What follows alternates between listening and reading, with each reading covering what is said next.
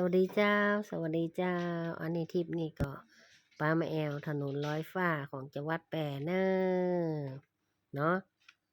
ชีวิตของคนเฮากะต้องหากำไรชีวิตแอวหั่นแอวนี่พอปูพอด้อยถึงแม้ว่าก็ไม่มันบ่ค่อยมีนักละมันก็ต้องมีความสุขในสายตาของคนเฮาเนาะความสุขมันบ่เหมือนกันของแต่ละคนนะเจ้าช่วงแต่ละวันแต่ละเดย์บางท่านก็ว่างบางท่านก็บ่ว่างในช่วงวันหยุดพ่องบ่หยุดพ่องเฮาก็ปัดตัวเก่าออกมาแอวมายามมาพอนั่นพอนี่ไปเนาะมันก็ถึงได้น่ะเจ้าได้กำไรชีวิตได้ความสุขต่างๆเนาะจะได้ก็ออกกันมาแอวหาเวลาให้ตัวเก่ามากินมาแอวมาเที่ยวพ่องป้าตัวเก่ามาจิ้มมากินอาหารต่างบ้านต่างเมืองมันก็ตึงมีความสุขเราดูชีวิตของคนเฮานี่เนาะมันจะ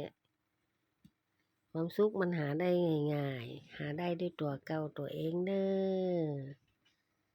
บ่ได้ปล่อยเวลาทิ้งไปถ้ามีช่วงเวลาว่างๆก็